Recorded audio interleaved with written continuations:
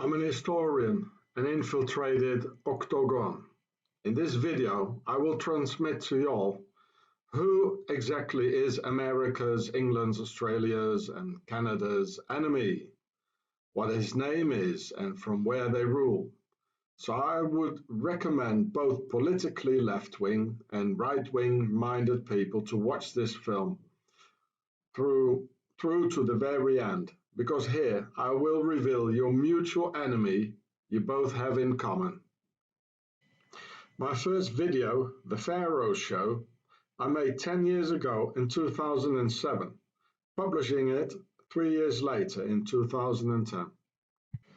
This here is my English version of my French film La Bête Suisse, Base du Diable.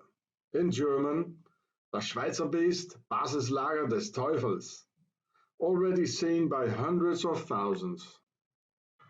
My name is Hross from South Africa, and I'd like to drop a complaint at the State's Attorney of any state against the Swiss state and the entire Swiss people for the financing and organization of World War II, for the responsibility for the genocides on the Jews, the Gypsies and the Russians, and ordered by the Octagon secret society from Switzerland. A complaint for the hidden and camouflaged anti-Semitism of the Swiss state, complaint for the financing of the terrorist attacks in America, London, Canada and Australia, all of them ordered by the Swiss Al-Taqwa Bank. And a complaint against the Swiss state for financing and organizing the left-wing terrorism in Germany by the Rote Armee-Fraktion, the RAF, and Baader-Meinhof group attacking US Army barracks, US institutions in Germany, and even US discos, leaving many US citizens dead, all from behind the screens organized by the Swiss Octagon and their sleeper agent Erich Honecker, the head of the German Stasi, who came from the Swiss Palatines or Swiss Saar in Germany. It is known now and how the Swiss and the Stasi trained, financed and furnished weapons to the German left-wing terrorists in order to attack US and Israeli targets, all orchestrated from the motherland in the Alps. And I'd like to be taken in any state's protection program because my life and those of my family and our 3 children are in serious acute danger because of the numerous murder threats by the Swiss Nazis, the same powerful Swiss organization that already financed Adolf Hitler, by the Swiss general and Octagon member Ulrich Wille, and organized the Islamofascism after the war by Swiss Octagon's great eminences François Junot and Hans Ahmed Huber al-Swissri. It's a long story, and I need a safe place to write it all down for you in detail with names and dates. This, what I've already started on my YouTube channels Giureh and Chatsafrats, and for which the Swiss Nazis kidnapped me on July the 16th, 2015, against a ransom of 20,000 Swiss francs, because of my YouTube videos in which I've tried to warn the US, Britain, Canada and Australia for coming terrorist attacks, and in which the Swiss were very successful to silence me up through the Rapt. A time in which I was heavily tortured through code O2T oxygen deprivation in several Swiss torture detention centers for political prisoners. In the internet you can read about it in the Zurich files, as you can see here, and about the torture on political prisoners in Switzerland by oxygen deprivation.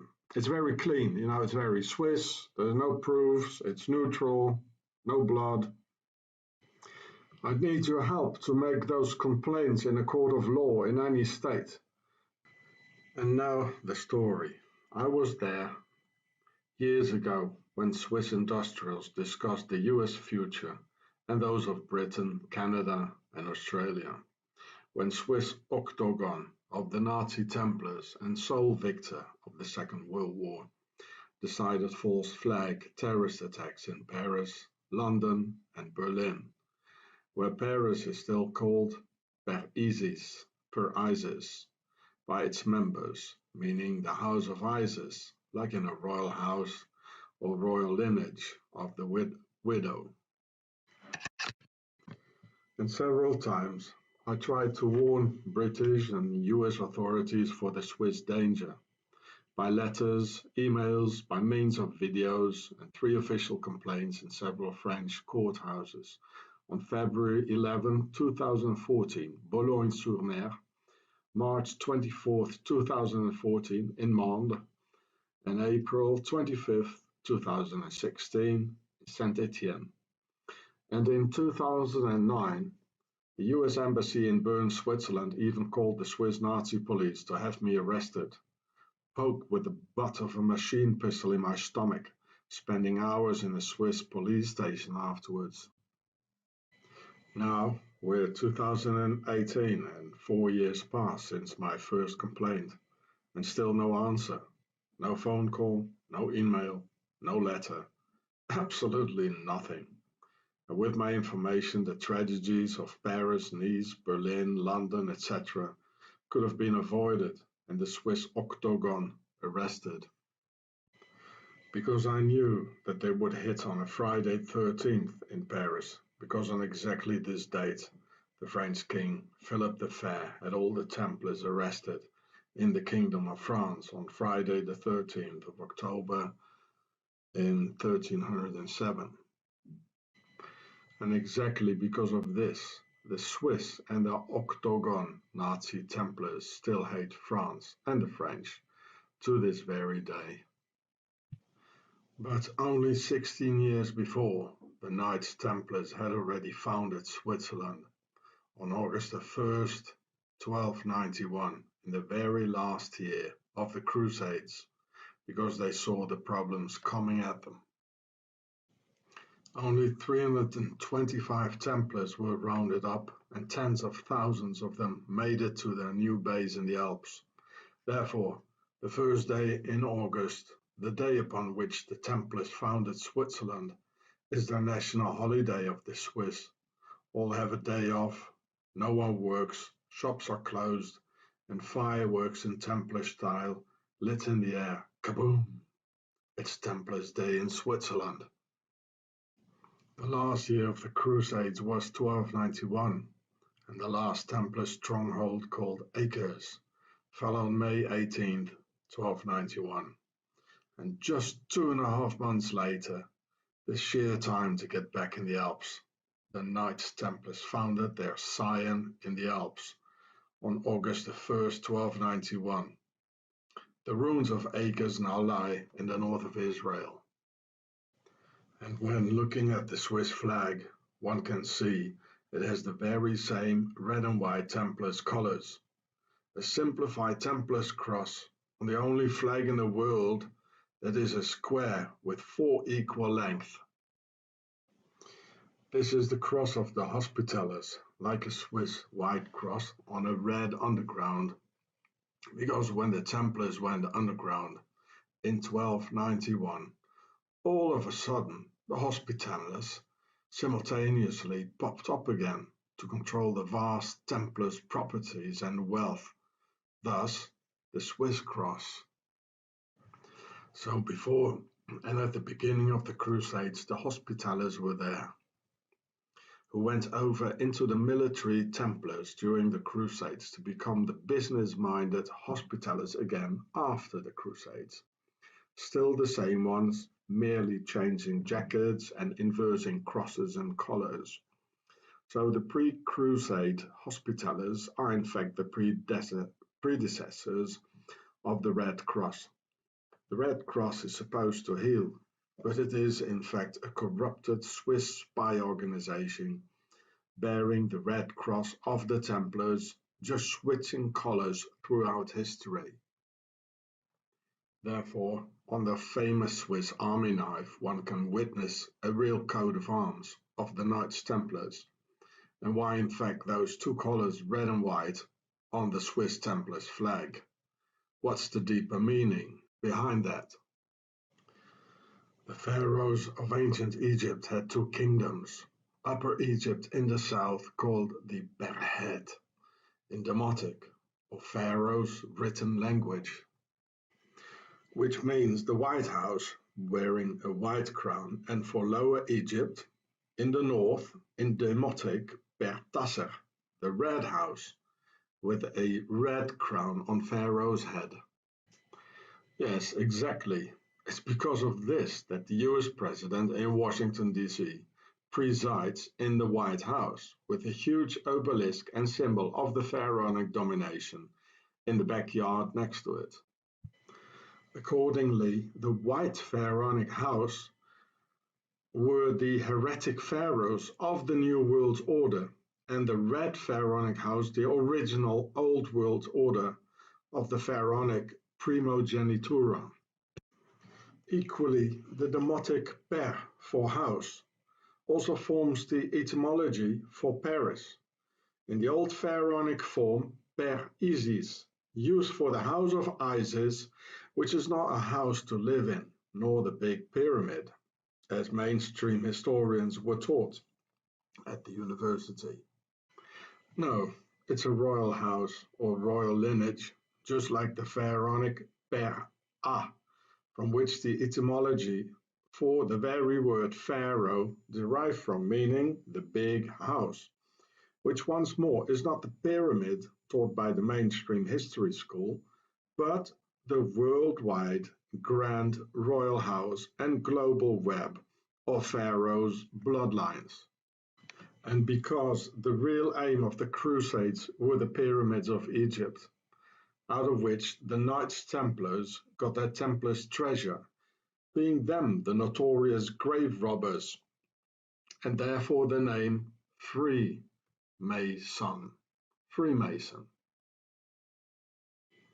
Thus, giving the two colors red and white of the United Kingdom of Pharaoh to their Templars logo, a red cross presenting a two-dimensional pyramid, as you can see here, on a white flag or garment, and in the end, to their red and white base in the Alps.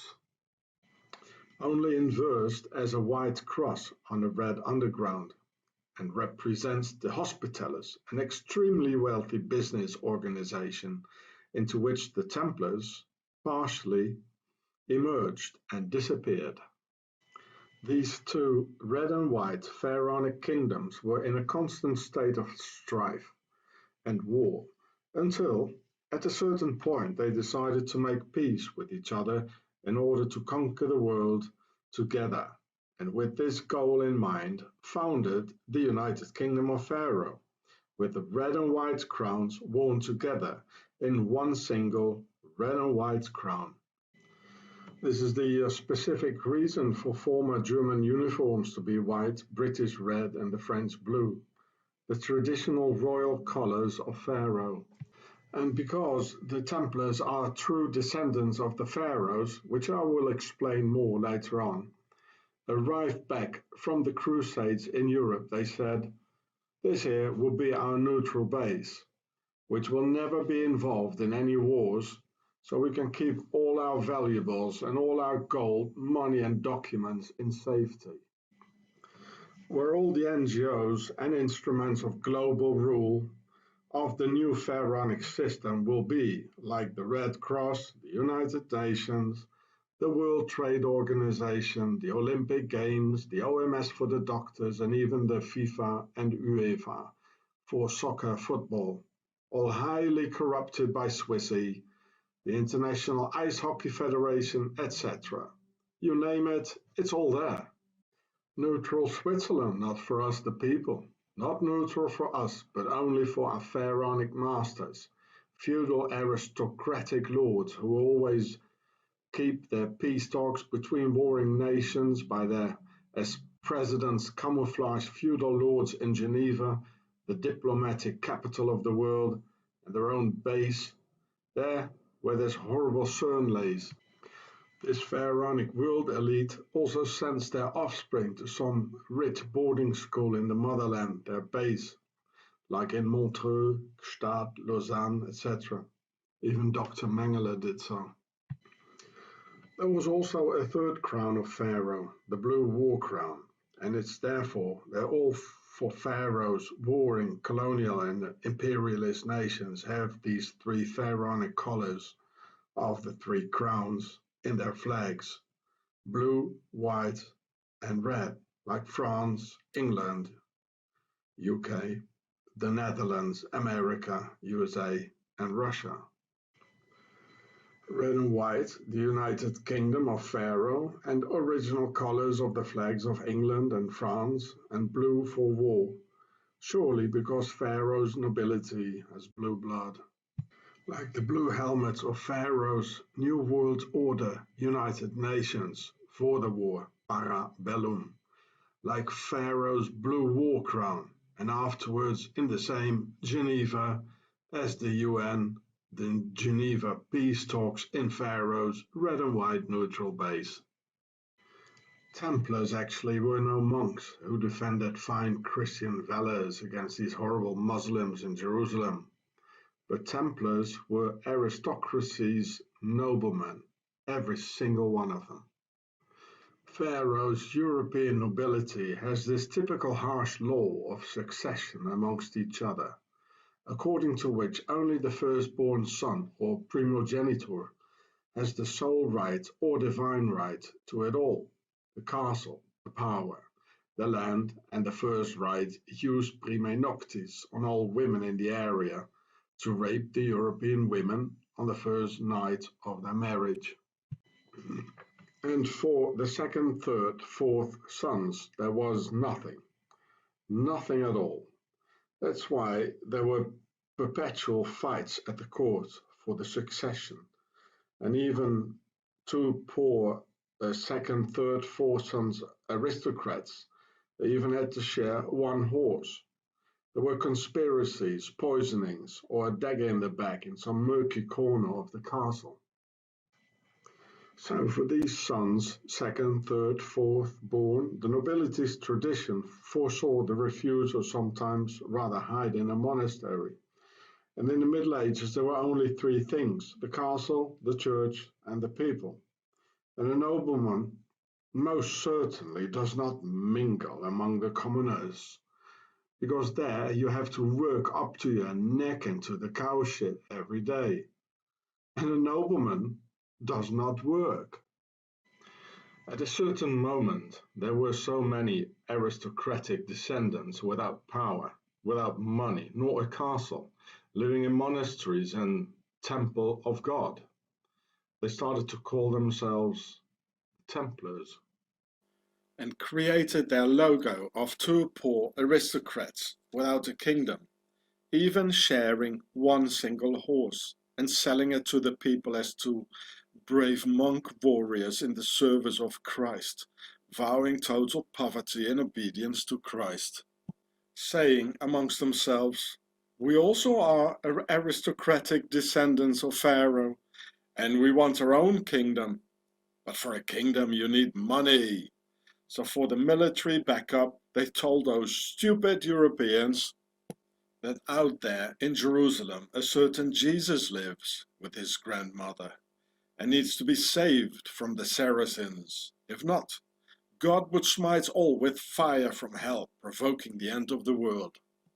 Just like 1,000 years later, Saddam Hussein would have had weapons of mass destruction, threatening the entire world and humanity as a whole. It came out in the end, all lies by Colin Powell and his pals. Same technique, same tactics, same liars.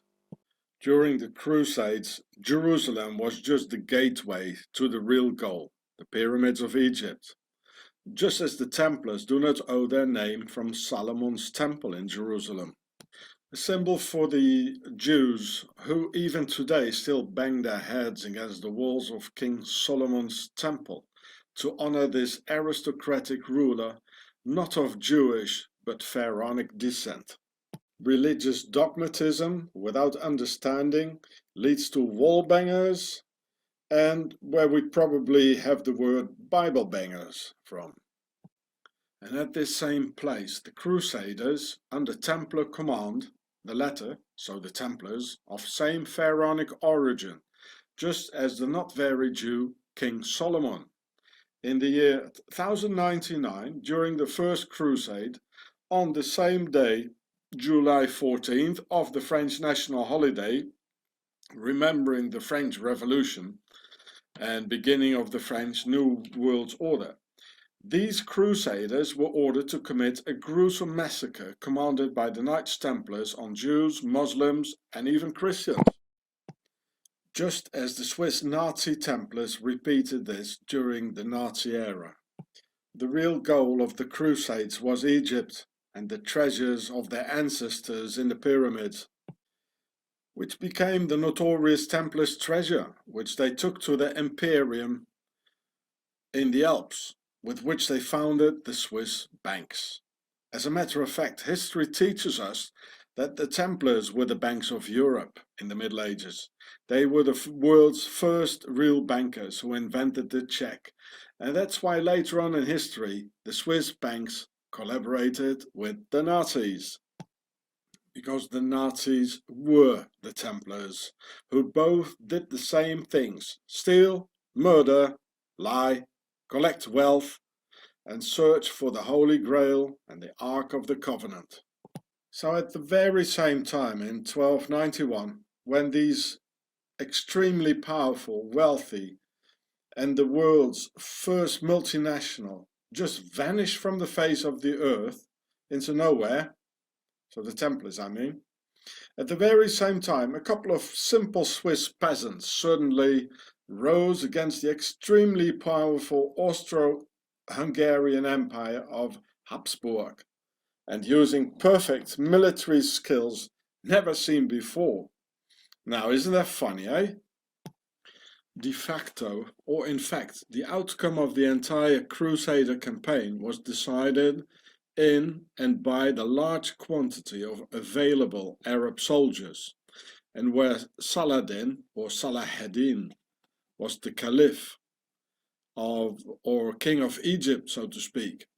And this is why Saladin, the aristocrat from direct Pharaoh's bloodline, has let the Crusaders go free in the reconquest of Jerusalem in 1187, October the 2nd, and spared all lives, where eyewitnesses of the time confirm how priests had their donkeys fully loaded.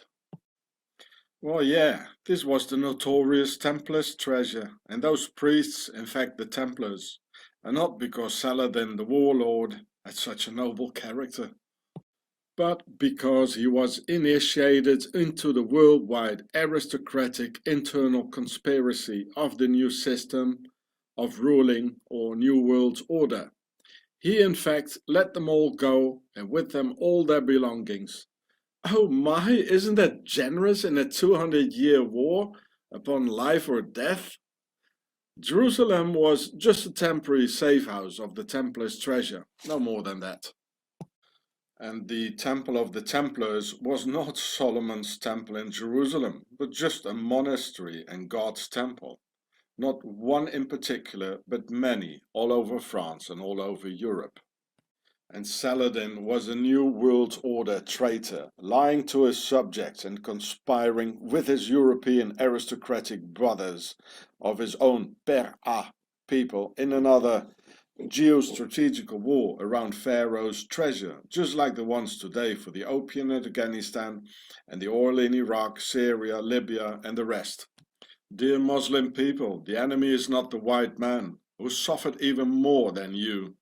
2,000 years of war by this aristocracy, Caesar's genocide on the European peoples, massacres by the Romans, king torturing the white men and raping white women, 2 devastating world wars leaving millions of white men, women and their children dead, all by the hand of Pharaoh, the enemy within.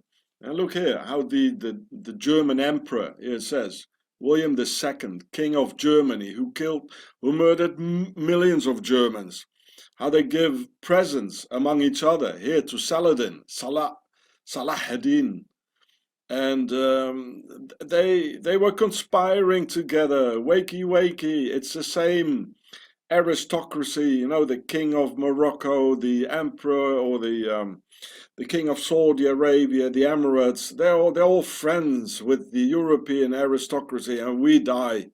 Arab people die, Turkish people die, European people die, German, English, the Franks, and they live. Wake up, everybody. Yeah, look at it. This is a marble tomb. You know, they're all pals. It was given by the German emperor to the Salah and afterwards, of course. You see here the sun hieroglyph here? See my film, The Pharaoh Show. They're all a bunch of pharaohs and they have us kill each other. I make a lot of good encounters with Muslims. They're not the enemy. Of course, they're not all good, you know, but they're not the enemy. A lot of Muslims, they help me, they feed me, they take me hitchhiking, Turks and Arabs. I have no problem with them. Just like Cassius Clay, the boxer, said, I have no problems with the Viet Cong. The white man is indeed the biggest victim in the entire history, because he dared to fight back in a way no other race has ever done. But they fight us from within, like a cancer or a virus, and they look like us now and talk like us through the jus prime noctis, the rape of our women, where they injected their pharaonic genetics like into our women. Yeah, look, this is what they did in my country, South Africa.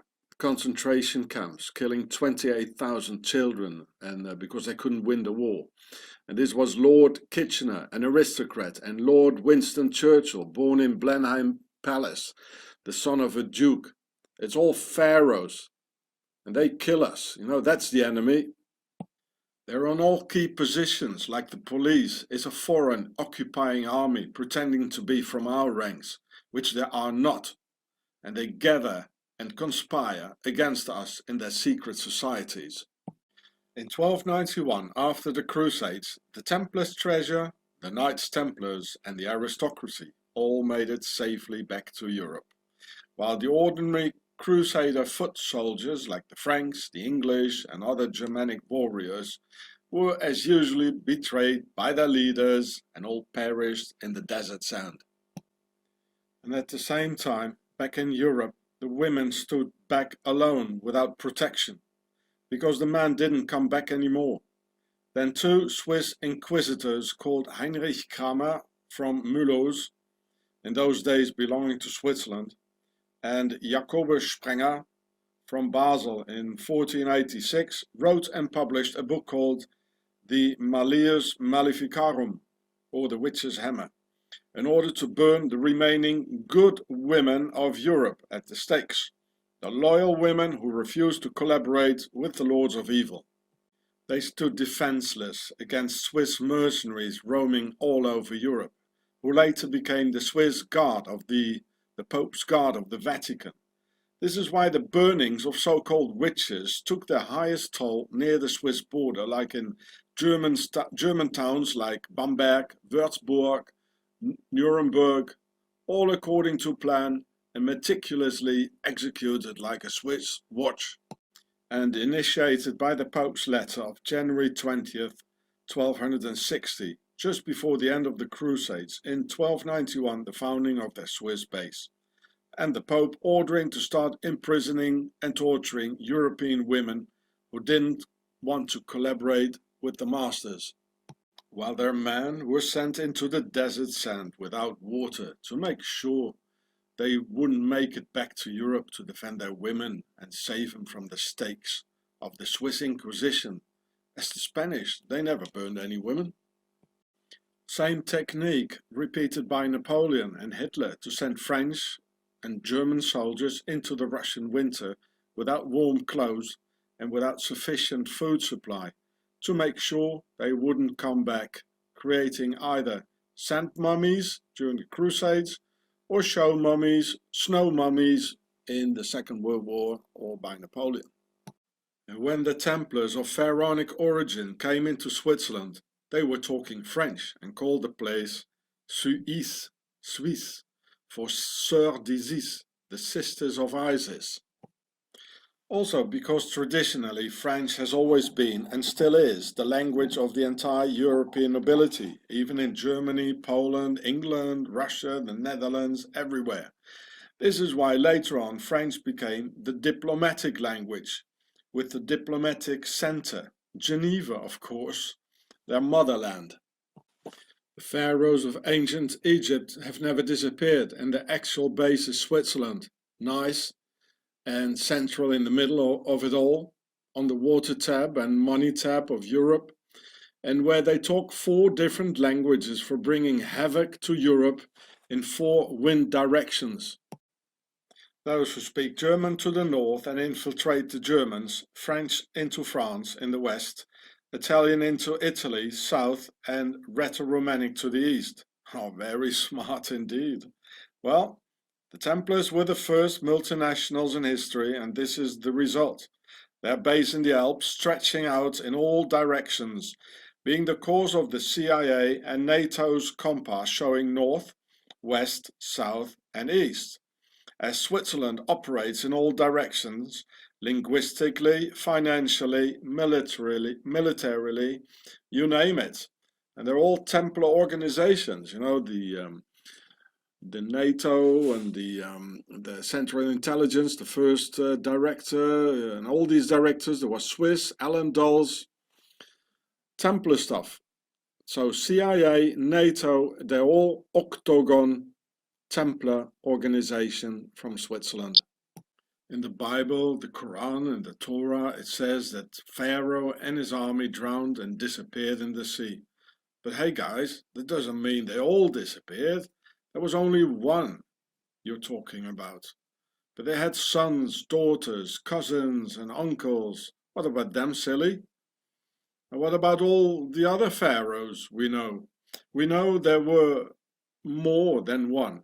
There was Akhenaton, Ramses the Great, Tutankhamun, Cleopatra and hundreds more.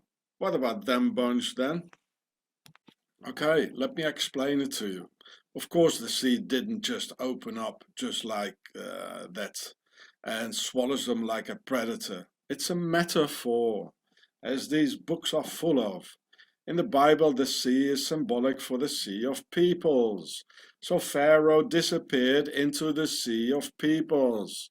They are amongst us and so mixed with us that we cannot even recognize them anymore. And neither can they. That's why they need secret handshakes and secret symbols to recognize each other, and secret societies to get to know each other. And this is why more than 50% of the Europeans carry the pharaonic DNA in their blood, which has been discovered around 2009. In Switzerland, that's more than 90%. But of course, the prostitutes of the mainstream media, they turned it the other way around. And they say that here in the newspaper, that the pharaohs, they come from Europe. But no, they injected their pharaonic genetics into our women. I will explain that to you. And when the pharaohs came to Europe, they built castles everywhere to conquer Europe and the Europeans. So they became the aristocracy with their blue blood and blue for the war. Because of them, we have wars without end throughout history. Reminds you, there are no castles in Europe before the year 1000, and there are no European kings from us, the white people. There is not such a thing as an original European king. It's all imports from Egypt and forced upon our lives through terror, rape, bloodshed, wars, and many lies and deceit. Wake up, people, and see Pharaoh with their blue aristocratic blood thrashing down into humanity. Castles from the year 1000s are extremely rare, so roughly speaking, there were no castles from before the year 1000, and there were no aristocrats from before the year 1000. There was no nobility before the year 1000. So, where did they all come from, all of a sudden, eh? Well, we know who the builders are with their pyramids, squares and compasses, don't we know? Not even 100 years ago it was still perfectly clear that everything belonged to the aristocracy, the nobility, the land, the power, and even our women through the first rite of the jus prime noctis, the bride having her first night after the wedding with the lord in his royal bed in the castle. That's why so many Swissies have that cold pharaonic genetics running through their veins, meaning that the aristocracy are the descendants of Pharaoh, who injected their pharaonic genetics into the whole of our women on that first night, if you know what I mean. Or do you really think that the aristocracy just left it all 100 years ago and just gave all the power on earth away to some politicians and their police state? Nah. And like Pharaoh and the aristocracy, today's ruling elite still don't talk with us and still only marry amongst themselves, because it's still the same bloodline, just changing jackets. And because there were too many uprisings, especially in Russia and France, the aristocracy decided to entirely rule through secret Freemason lodges. Yes, affirmative. All today's politicians are both Freemasons and aristocrats and descendants of Pharaoh. It's because of that Freemasons worship these cult objects of their ancestors from ancient Egypt, like obelisks, pyramids, the all-seeing eye, Horus, etc., the entire ancestral tradition. As a fact, more and more descendants of Pharaoh were born over the years in the various castles of Europe, who all wanted to be the king, thus leading to various wars between kings, castles, and royal lineages, fights about kings who wanted to stay king forever, pass the kingship down to their children and all descendants ever after. There were more and more Sar, Sir, sires, and pharaohs who all wanted to be the king. And that's why one war followed up the other, in which the normal man, we, only let his life and do the wars for them, as on a chessboard, therefore the Freemason checkerboard configuration. At a certain point, they agreed it couldn't go on like this any longer and constantly destroying it all.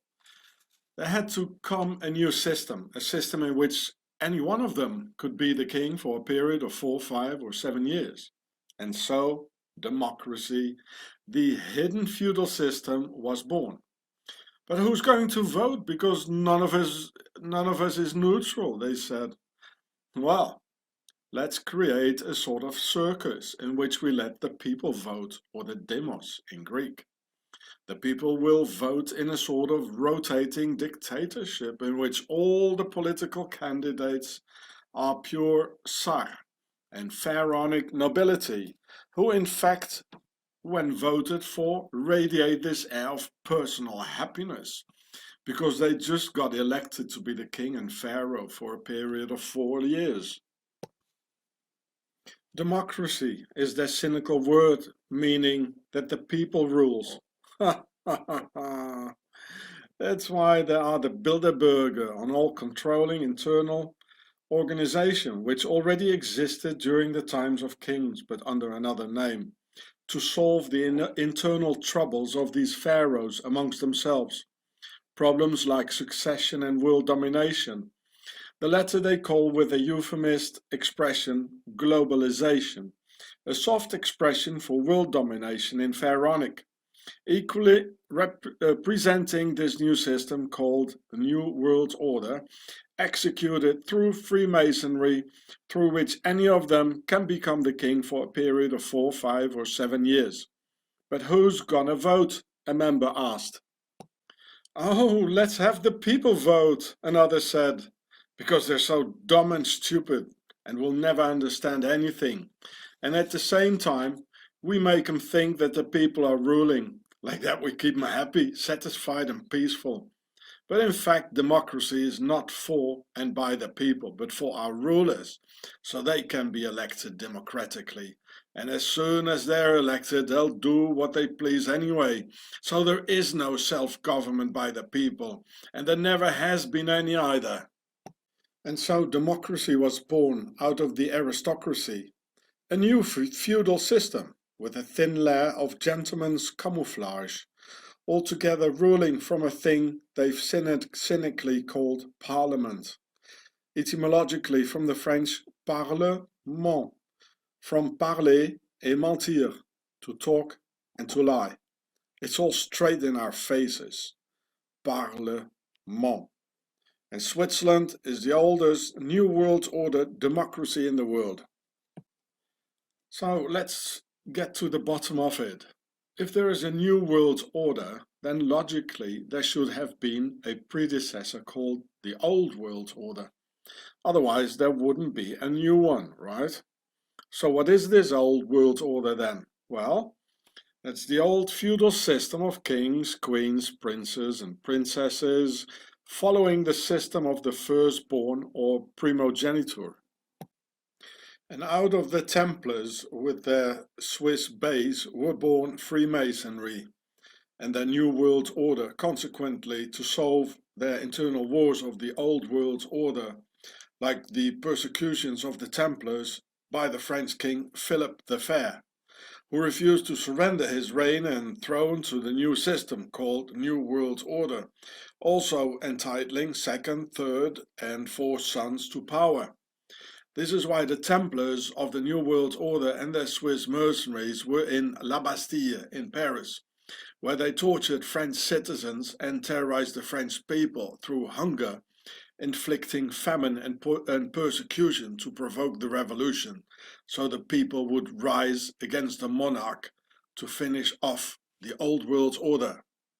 And so it happened in 1793, 3 years or 4 years after the French Revolution, when the French King Louis XVI lost his head, and the Queen too, 2 heads in the basket.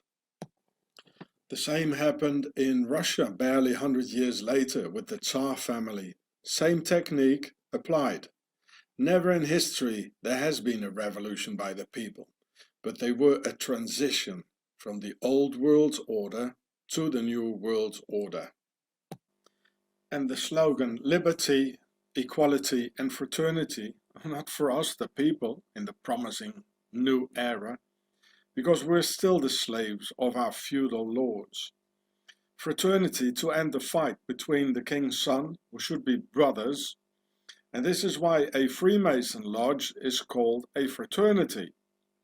Equality amongst the king's sons and no more primogeniture, more rights to the firstborn than to the others, and liberty, so all brothers and king's sons have the liberty to become the king for a period of 4 years. This is why the French Masons gave the Statue of Liberty to the US, being the first nation after Switzerland to obtain the New World Order in 1776, and just 13 years before the French, in 1789. And think of the 13 stripes in the flag, folks. Well, there are more reasons for that as well.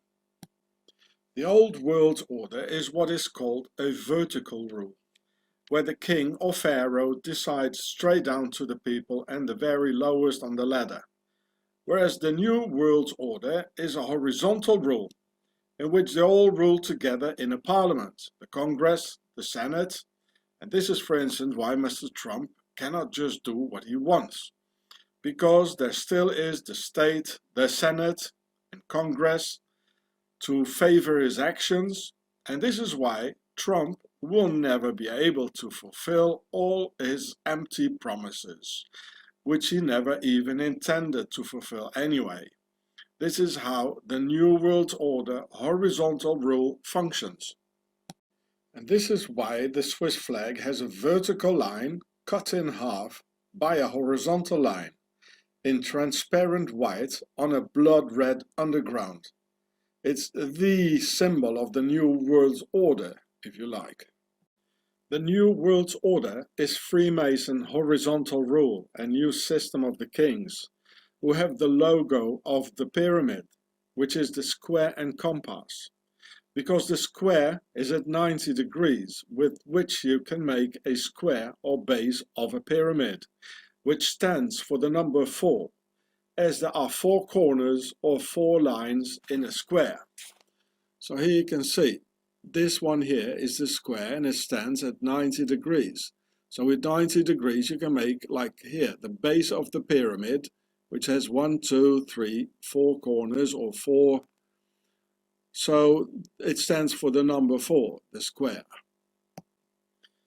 The compass stands at 60 degrees, with which you can make a triangle or side of a pyramid, having 3 times 60 degrees corners and 3 lines, so representing the number 3. You see, here is the compass. It stands at 60 degrees, almost the same as here, this here. So it's not entirely, but so with this thing here, you can make a 60 degree pyramid. So that's the side of a pyramid. So with this thing, you can make, in fact, a pyramid, 3 plus 4. So 4 plus 3 makes 7, the holy number of Pharaoh and the pyramid. Therefore, the 7th letter of the alphabet is a G, and positioned between the square and compass, the symbol of a pyramid by Pharaoh's descendants, the Freemasons, who in the higher degrees are all royals of Pharaoh's nobility, and their new horizontal system of the New World Order. And in the New World Order, we all must carry an identity card with our personal slave number on it. And when the uniformed king's knights knock on the window of your car, "Papers, please," then this is a slave control, like a farmer controls his cows. And if you refuse, they'll take you out of circulation, as they say it. The name America is fully pharaonic, as I've explained to you in my film The Pharaoh Show 8 years ago. A good name for a New World Order nation. So the Americans thought to abolish the rule of the British monarchy, royals, old world order. In fact, they just got a new system in return, the New World Order horizontal rule. A, it means big or pregnant. Me, mer or meru is the word for a pyramid. Ri, the sun, like the sun god, Re or Ra or Amun-Ra. And Ka is the soul when alive, all in Demotic, the written language of Pharaoh. Read from right to left, it means the reincarnation, A, of the big pyramid, Me, will take place where our souls, Ka, will live under the sun, Ri, America, America. And there she is, the reincarnation of the big pyramid on the dollar. It's been said that Amerigo Vespucci discovered America. But you don't call a street, land or town after one's first name, do you know? Logically, it should be the United States of Vespucci and the Vespuccians. But it isn't the case, so they lie, as always. So I filmed the Novus Ordo Seclorum here in France, in Normandy, at the beaches of Omaha Beach. So we all died for the New World Order. Initially, in these Freemason lodges, they said in Latin that a chicken is not a bird and a woman no human, because they're all fraternities, being the essence of a fraternity. And why fraternities? Because they were the sons of the kings. And through the jus prime noctis, when they raped their women, they made an alliance with many women. So that's why we got here. But they, of course, these pharaohs, they don't give the same power to our women. The French king never understood why until his head rolled into the basket, because they lied to him, telling him that the people were happy, had enough to eat, and were dancing in the streets. It was a conspiracy where he never could have gotten out. And because of it all, and this fine liberty, we all have to carry an ID with a personal slave number on it. And if the king's knights in their shiny uniforms of the New World Order knock on the window of your car and order you to show it, you have no other option than doing so. Because it's a slave control, just as a farmer checks out his cows. And you see, the man, he's incredibly enslaved. He can't see, he can't move, and the women is outside. Why? Because they have an alliance with the masters. They want to have the power, and they gave him the power. Because the evil one, he knows that a woman can't see the danger. She's like a little bird, you know, that needs twigs for the nest. That's why it shows the child as well. This guy must have been a Freemason, and one of them, a pharaoh, the one who painted it here, because he knows it. And this is actually the story of Adam and Eve. And she has an alliance with the snake. Yeah, watch this film of mine on the same channel here about the snake and our masters here. This is the alliance the women have. This is the story of Adam and Eve, and it couldn't be written otherwise in the Bible. You know, it has to be written symbolically, but people don't understand it. And here you can see why the snake. These are our masters, the snake. And also Jesus, he's from a line of pharaohs. He's from the house of David, the kings, the aristocracy, the nobility, who are pharaohs. And he didn't like it, you know, like Lady Diana or John F. Kennedy, so they stand up. And also didn't have any choice because her own clan didn't want her anymore, so she had to choose us. And this is the snake. This is Adam and Eve. This is what the story is about. I guess these ones here won't make that alliance with the pharaohs, and they will stay loyal to their husbands. And that's why Pharaoh's gonna kill them. They're gonna, just as they did with the Jews, they're gonna wake up in a concentration camp. And to my opinion, well, it's not my culture. I'm not a Muslim, but to my opinion, these women still look like women. Not like the European women with their hormone pills who don't even look like women anymore. They don't behave like women. We are lost, yeah? Right after the French Revolution, Freemason Napoleon came with a hidden hand under his jacket, a Freemason sign, and spreading the New World Order all over Europe through massive wars, abolishing the nobility out of the people's eye as a distractive maneuver. In reality, they went underground and disappear within the sea of peoples once more. This is why there is the hidden hand. They hide everything and they disappear.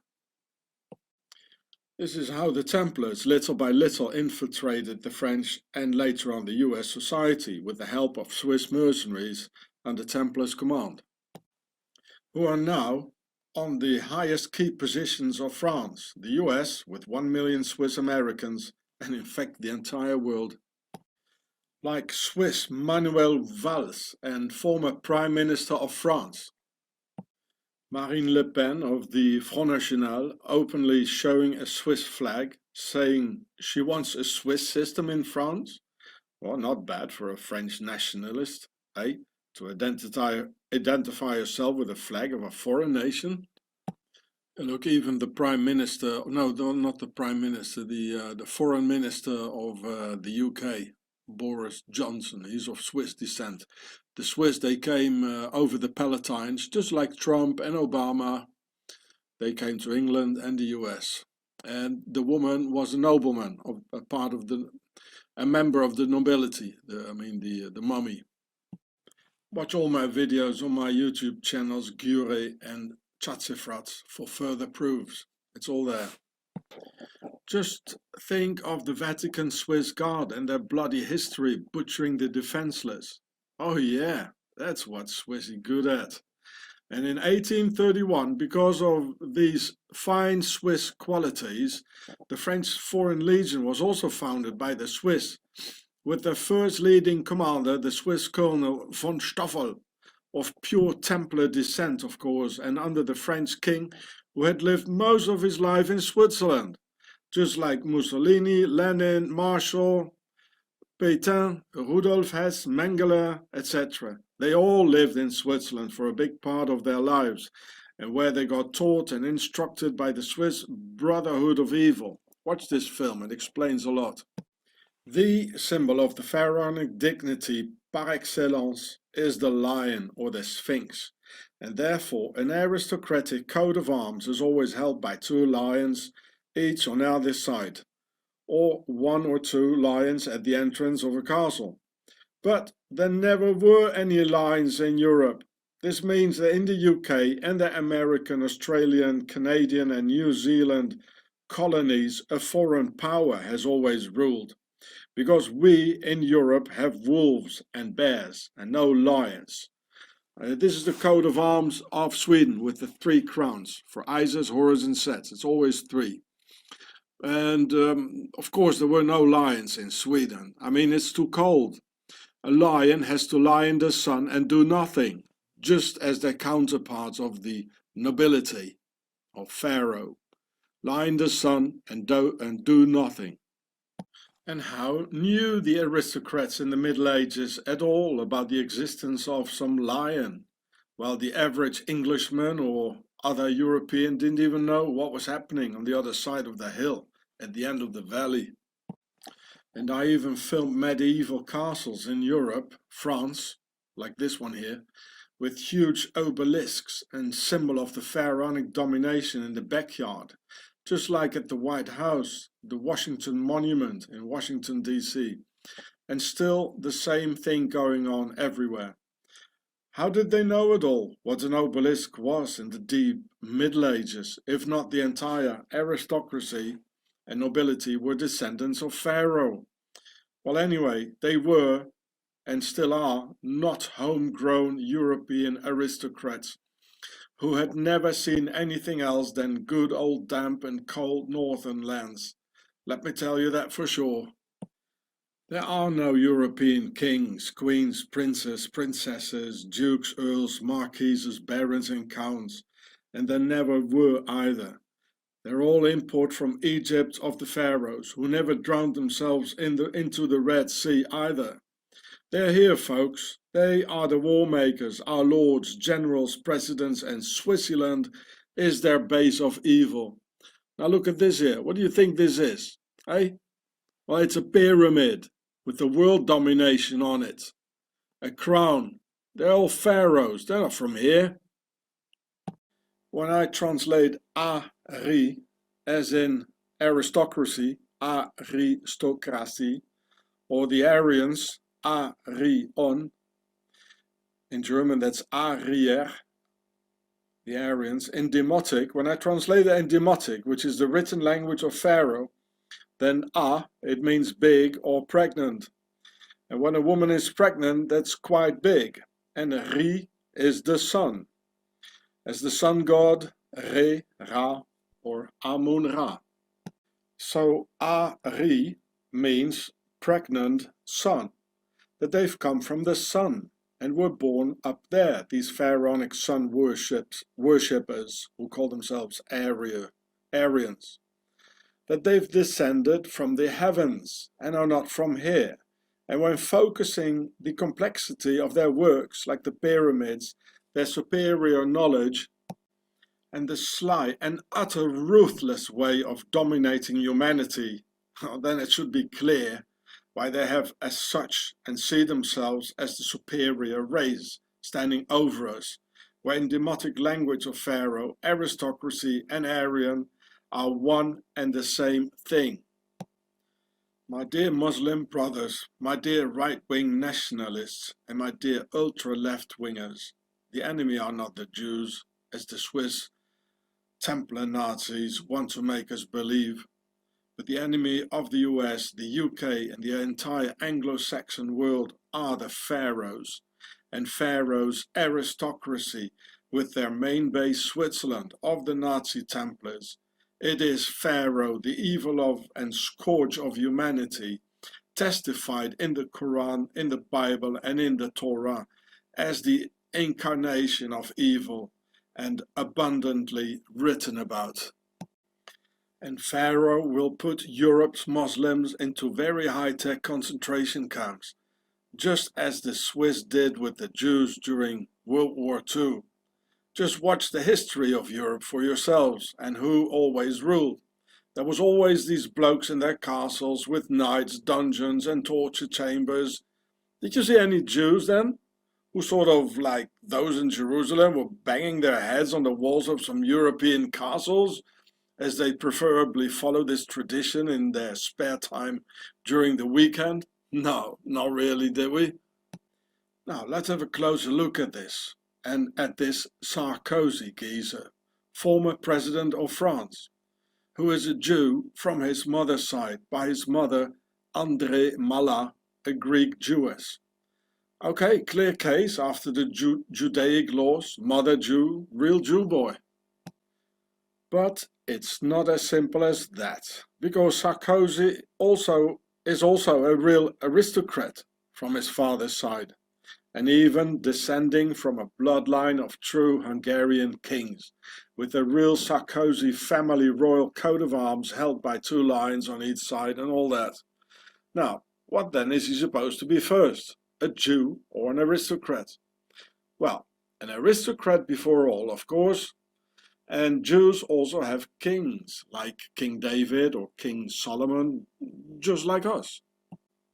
It would be the same as asking Prince Charles of Windsor-Gotha-Coburg if he's English or an aristocrat first. Of course, he would eloquently avoid the question and just think by himself.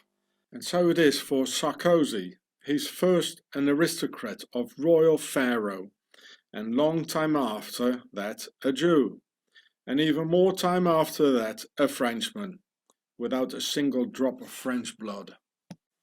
That's why Sarkozy has the Sar part in his name.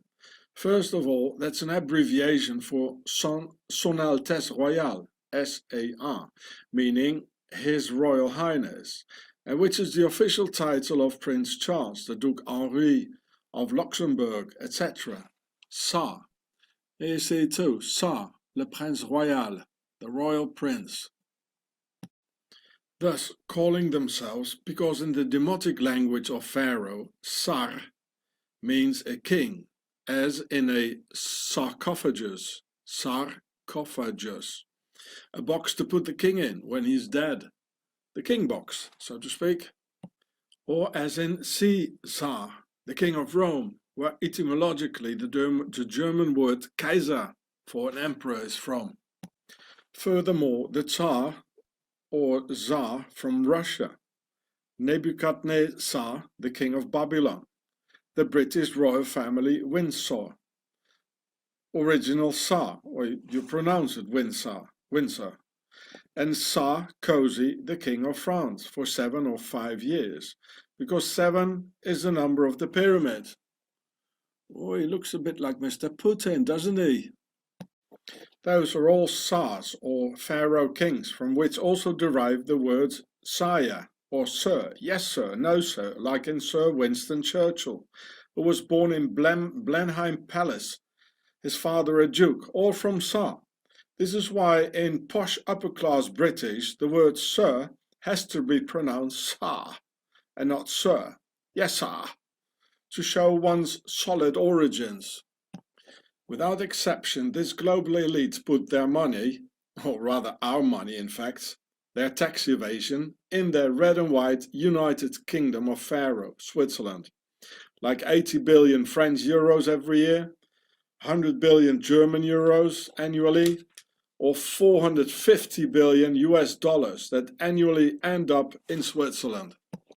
Because throughout history, the aristocracy nobility never paid any taxes, but it's them finally who invented taxes so they could parasite on the backs of some starving people while they partied at the court of the castle, with our women, food to scoff and beverage for the fun, all taxed together. And all that continues to this very day, made possible through their base of the world's financial elite in the Alps.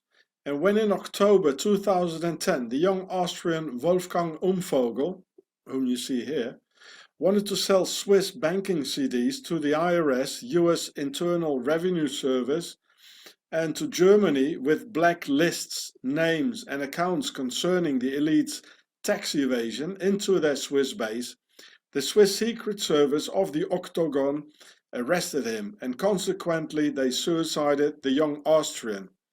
And I mean, he has been suicided in the notorious high security torture detention center of Amtshaus Bern, mostly used for regular unwanted immigrants, asylum seekers with not enough money to afford Switzerland, and for political prisoners like myself. So me, Sean Hross, contacted the biggest Austrian newspaper, the Kronenzeitung, helped them write an article about it, which they published. And it appeared in that newspaper that the young man was suicided after he had been severely tortured by code O2T oxygen deprivation. See the Zurich files in the internet. So here you can read my name here in the newspaper, and he was tortured with O2T. So when the 100% corrupt and fascist Swiss authorities read the article and on top of that my name in it, the Swiss Octagon sent me an anti-terrorist squad to arrest me, intimidating me and my family by doing an entire grand-scale house search, a huge operation of which the mafia would be proud. This happens when you criticize the Swiss and their all-powerful banks.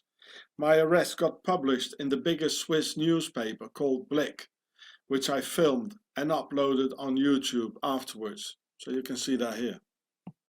I became threats from Swiss policemen, who were all infected by some weird Swiss fascist ideas.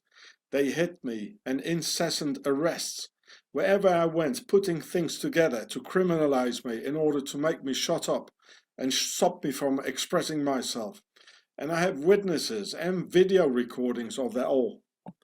But in spite of the obvious range of proofs, the Swiss fascist judiciary just forbid me to talk more about the daily Swiss terror instead, opening all the doors for even more Swiss legal terror.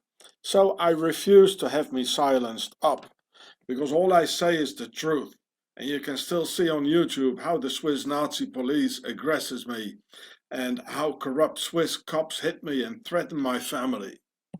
In fact, all I've published on YouTube, I did so under the First Amendment of America and under US law. So in fact, by international standard law, the Swiss fascist judiciary has no jurisdiction at all over what I've published in San Bruno, California. That would be the state court of California responsible for any possible court case, and not the banking laws of Switzerland and their Nazi censorship. But Swissy don't care about any law at all. They never did, and they just can do what they want. Now the corrupt Swiss Nazi Court of Justice is threatening me with even more prison time if I'd reveal the names of those violent, corrupt Swiss cops again. But they're still available in some of my other videos, which even under torture and imprisonment I didn't take down, as they wanted me to do so. Swissy tries to impose the Swiss laws of silence on the US First Amendment. So, under this Swiss tyranny, I decided it would be wiser not to go out alone anymore, and I stayed most of the time inside over a period of 4 long years, not going out at all for months in a stretch, because there was nobody who wanted to accompany me on a walk outside. Until again, in a large police operation on July 16, 2015, the uniformed Swiss state Nazis kidnapped me in front of my utterly shocked and crying children, 3 and 13 years old, against a ransom of 20,000 Swiss francs, or several years in prison.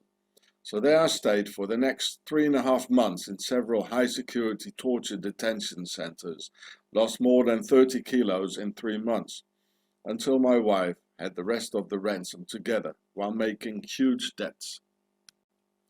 Wolfgang Umvogel, the Austrian whistleblower about the Swiss banks, was dead, but I was still alive. And where should I get 20,000 Swiss francs from all of a sudden? You know, the ransom this criminal organization they held me in prison for. I'm not a criminal with lots of money stashed somewhere. In fact, the Swiss Nazi police and their judiciary are a terrorist organization who kidnap people for ransom, only for expressing themselves about things they don't want you to say, nor even think. Thought crime, they call this. Today we see all over Europe a dangerous tendency rising of Nazi organizations like the Swiss SVP, the French Front National or the German NPD. Call their members after Swiss example to join the police. The army, fascist student organizations, and finally the Justice Department and politics. And in Switzerland, we're back in Nazi Germany in 1933 already, since quite a while. For all these organized Swiss crimes against me and my family, Swiss crimes against Europe, Swiss crimes against humanity, and for these indescribable Swiss crimes against the Jewish people, as Swissy Nazi-Templars organized the Holocaust and the Second World War. For all this, I would like to make an official complaint somewhere.